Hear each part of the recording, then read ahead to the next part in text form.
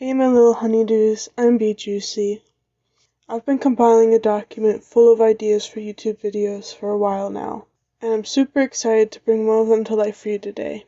Designing various characters from everyday objects has always been one of my favorite art video topics, and I'm excited to have you guys along for the ride as I try it out for myself.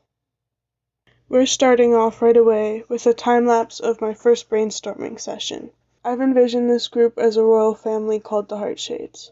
Aunt Amelia and Uncle Percy flank Princess Aria and her yet unnamed brother, the Crown Prince and heir to the throne. Percy and Amelia currently care for their two children after their parents' untimely demise.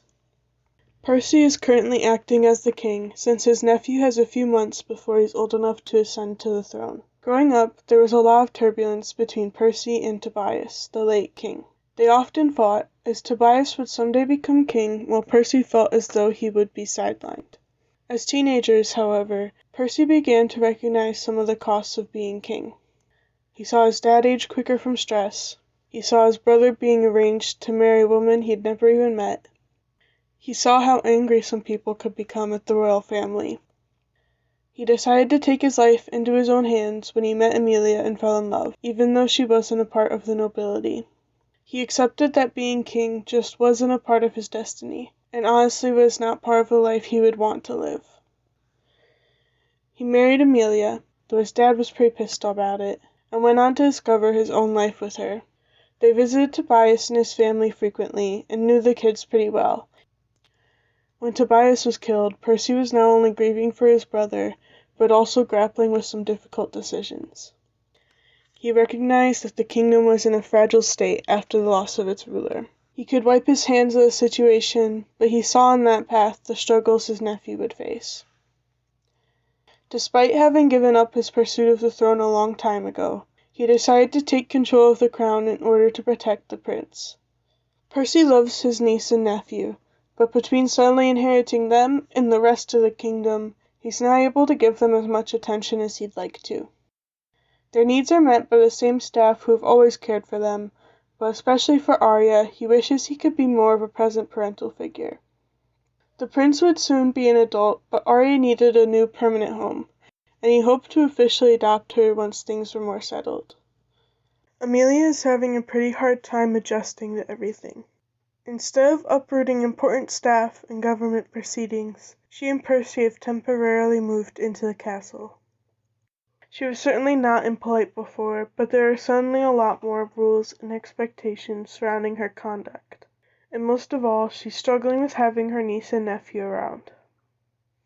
Percy and Amelia spent a long time talking about their plans for having children. They both wanted to have kids, but Percy especially was concerned about Amelia bearing them. Her family had a bad history around childbirth, and Percy was pretty sensitive about the issue due to his own mother dying from giving birth to him. He told Amelia that while he would love to have children, he didn't want to risk losing her for them. She understands and doesn't resent Percy for this, but even though they had agreed to eventually adopt children together, being around kids, and especially babies, still makes her a bit wistful. Despite this, she's trying her best to be present for the kids. She's very careful to not overstep, and is waiting for their permission to take on any sort of parental role. Right now, Aria has been hugging her and is letting Amelia carry her. The prince was given her one hug when she found him lingering outside his parents' bedroom late one night.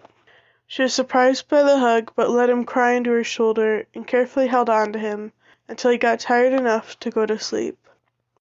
She didn't tell Percy about this event because he's struggling to connect with his niece and nephew, and she didn't think he needed anything else to feel bad about. It has occurred to her that they may end up adopting Aria, but she hasn't talked to Percy about it yet. She was still worried about potentially overstepping, and didn't want to seriously consider it until the prince and princess gave some sort of sign that they'd be okay with it. Aria has selective mutism, which is described by the Cleveland Clinic as, quote, a mental health condition where you can't talk in certain situations because of fear or anxiety. This condition is more than being shy, bashful, or timid. Selective mutism is an anxiety disorder, unquote. She's most comfortable speaking to her brother, and she tells him everything.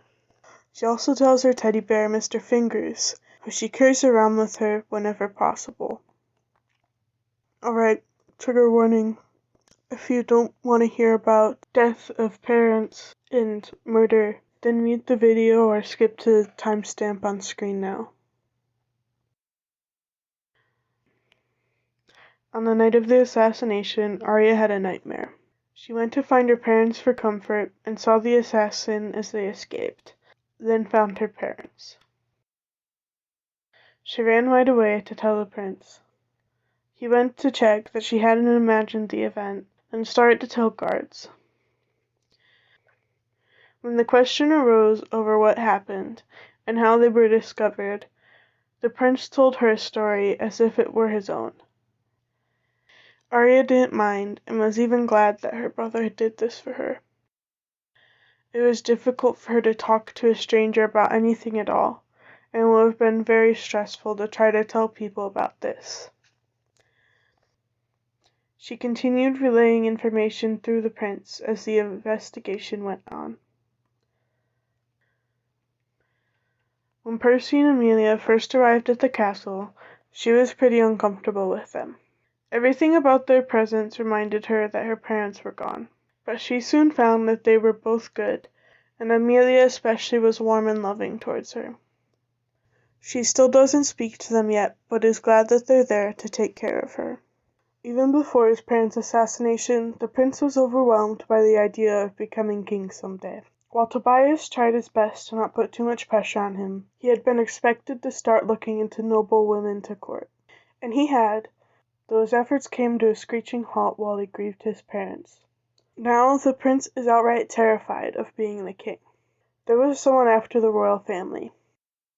He couldn't imagine that they would stop at his dad, because they hadn't. They had killed his mom too, who had little connection to the throne beyond being married to his dad. The target was likely already on his back, but it would double in size once he took the crown. He doesn't really know what he wants in life, only what's expected of him. He made Aria's teddy bear Mr. Fingers, and knows he enjoyed making it. He doesn't know what that means, and he's deemed it unimportant since he'll become king anyway. He's having trouble focusing on what he needs to learn and do before he becomes the king. Obsessing a little over finding the assassin, or at least finding out their motivation. He's starting to confide in Percy a bit about his troubles and fears. I wasn't able to come up with a name I was satisfied with for the prince yet, so go ahead and leave any suggestions in the comments below. Overall, I had a lot of fun doing this challenge and making a video on it. Thank you all for watching, and I hope you enjoyed because there will definitely be more in the future. Stay sweet, honeydews.